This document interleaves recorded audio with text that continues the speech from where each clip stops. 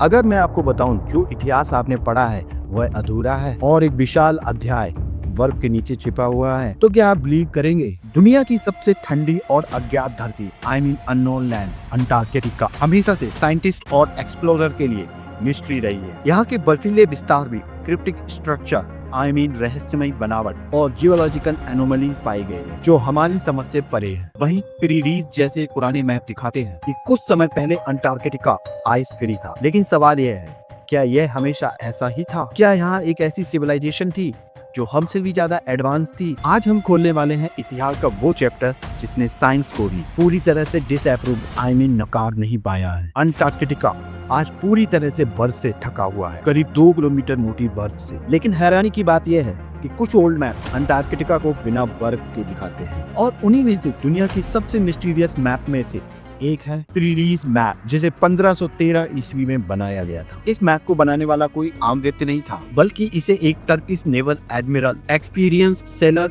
And geographer Piri Reis के द्वारा बनाया गया था। और इस मैप में साफ दिखाई देता है यूरोप, अफ्रीका और साउथ अमेरिका। लेकिन सबसे चौंकाने वाली बात यह है कि इसमें अंटार्कटिका की कोस्टल लाइन भी दिखती है, वो भी बिना बर्फ के। जबकि आज का मॉडर्न साइंस कहता है कि अंटार्कटिका लगभग 6000 सालों से पूरी तरह से बर्फ से ढका हुआ है और इसे ऑफिशियली रूप से 1820 में खोजा गया। तो सवाल उठता है कि 1513 में अंटार्कटिका की जानकारी कैसे हो सकती थी? उस समय न सैटेलाइट थे, न एयरक्राफ्ट थे, न मॉडर्न मैप और न ही जीपीएस था। फिर भी प्री-रीज मैप में अंटार्कटिका की कोस्टल लाइन आज के सैटेलाइट मैप से काफी हद तक मिलती जुलती है। प्री-रीज ने दिखा कि मैंने ये मैप पुराने और रेयर मैप्स के आधार पर बनाया है, जिसमें कुछ मैप अलेक्जेंडर द ग्रेट के समय के भी थे, यानी ये इंफॉर्मेशन उससे भी हजारों साल पुरानी थी। वहीं कुछ साइंटिस्ट मानते हैं कि यह सिर्फ साउथ अमेरिका की मिस इंटरप्रिटेशन गलत व्याख्या हो सकती है या कोस्टल लाइन को ज्यादा खींच कर दिखाया गया। वहीं कुछ रिसर्चर्स कहते हैं शायद अंटार्कटिका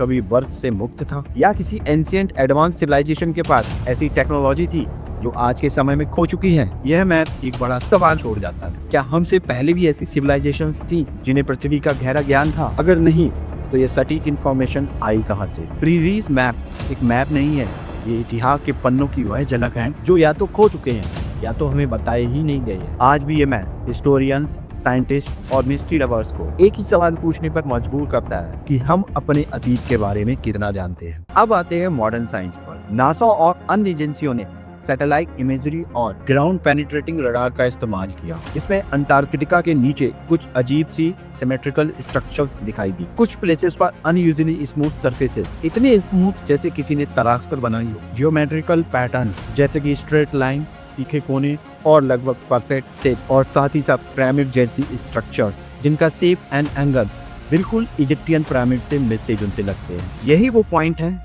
जहाँ पर साइंस एंड मिस्ट्री आमने सामने खड़े होते हैं, जहां साइंस का कहना है कि ये सब नेचुरल प्रोसेस का हिस्सा हो सकता है। उनके अकॉर्डिंग बर्फ का प्रेशर, हवा और ग्लेशियर्स का मूवमेंट, लाखों सालों की इरोजन प्रोसेस, इन सब के कारण ऐसी शेप स्ट्रक्चर्स का बनना पॉसिबल है। लेकिन आलोचक पूछते हैं कि नेचर इतनी परफेक्ट सिमेट्री क्यों बनाएगी? वहीं इतनी स्ट्रेट लाइन और राइट एंगल कैसे बन सकते हैं? क्या ये सिर्फ कोइंसिडेंस है या कुछ और? तो सच क्या है? फिलहाल कोई भी एजेंसी ऑफिशियली रूप से ये नहीं कहती है कि ये मैन मेड स्ट्रक्चर है, लेकिन यह भी सच है कि अंटार्कटिका धरती का सबसे कम खोजा गया कॉन्टिनेंट है। इसकी 98% जमीन मोटी बर्फ से ढकी हुई है और इसके नीचे क्या है ये अभी तक पूरी तरह से ज्ञात नहीं है। अब बात करते हैं एक बड़े कैटास्ट्रोफ विनाश की। एल्टानिन इम्पैक्ट क्रेटर, एक लार्ज मीटियोराइट का निशान जो लाखों साल पहले साउदर्न ओशियन में गिरा था। कुछ रिसर्चर्स का मानना है कि इस इम्पैक्ट से अर्थ का क्लाइमेट अचानक बदला। हो सकता है तेज पोलर शिफ्ट हुआ हो,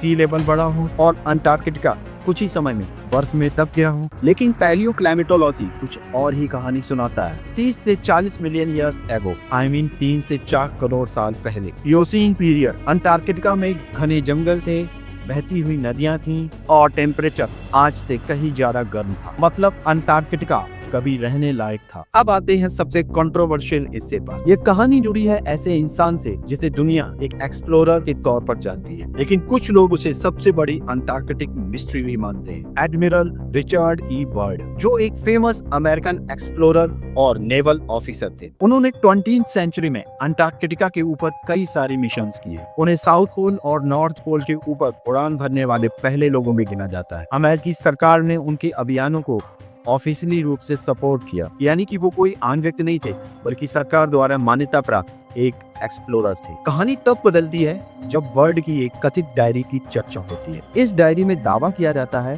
कि अंटार्कटिका के अंदर बर्फ से ढकी जमीन के नीचे एक आइस फ्री लैंड मौजूद है, जहां हरियाली, नदियां और एक अलग तरह की दुनिया है। कि बर्ड ने वहां पर एडवांस बीइंग का जिक्र भी किया, लेकिन यही आती है controversy. Main stream historian and scientific community इस डायरी को ऑथेंटिक प्रमाणिक नहीं मानते। वहीं कोई ओरिजिनल गवर्नमेंट रिकॉर्ड भी मौजूद नहीं है। डायरी वर्ल्ड के ऑफिशियल लॉग से मैच नहीं करती। इसे ज्यादातर लोग लेटर फैब्रिकेशन मानते हैं, यानी बर्ड एक रियल एक्सप्लोरर थे, लेकिन ये डायरी ऑफिशियली वेरीफाइड नहीं है। फिर सवाल उठता है, ये सब झूठ है तो फिर एक ही तरह की कहानियां अलग अलग कल्चर में बार बार क्यों मिलती हैं? यहीं से कहानी जुड़ती है एक और रहस्यमयी अवधारणा से, अगर था और हॉलो अर्थ थ्योरी से। हॉलो अर्थ थ्योरी कहती है कि पृथ्वी पूरी तरह से सॉलिड नहीं है, इसके अंदर भी दुनिया हो सकती है, और उसी अंदर की दुनिया को प्राचीन ग्रंथों में कहा गया है, अगर था या संभाला। तो चलिए एक नजर डालते हैं कि प्राचीन ग्रंथ और कहानियों का क्या कहना है। कुछ भारतीय, तिब्बती और बौद्ध ग्रंथों में पृथ्वी के अंदर रहने वाली एडवांस सिविलाइजेशन का जिक्र है। वहीं कुछ कहानियां